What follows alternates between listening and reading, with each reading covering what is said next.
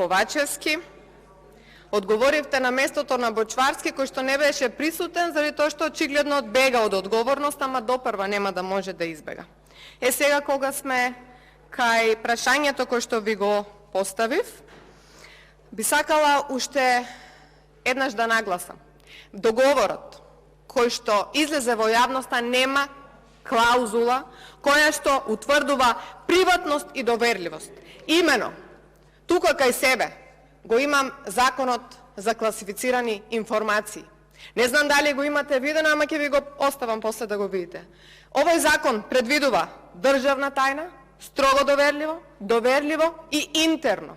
Никаде не пишува дека постои таква обврска за приватност и доверливост и дека тоа ви дава на вас право, вие зацкриено да правите криминал, исклучување на договор кој што ќе има трајни последици врз буџетот на Република Македонија.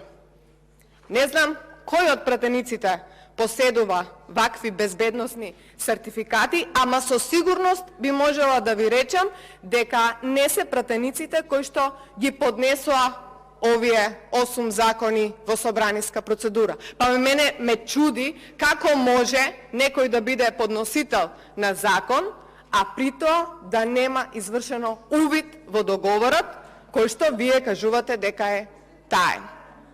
Понатаму, пред мене го имам листингот од гласање на првичниот закон кој што беше доставен во собраниска процедура. Ова гласање кажува дека 55 пратеници тогаш гласале за.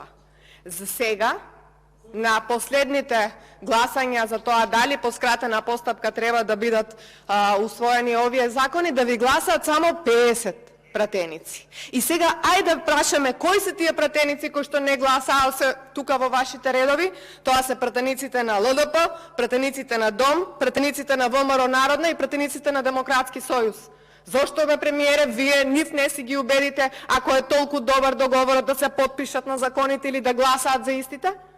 Еве, ако нас не убедувате, ако веќе ја убедувате македонската јавност, зошто овие пратеници кои што се во вашите редови не ги убедите тие да го прифатат таквиот договор за кој што вие кажувате дека е историски?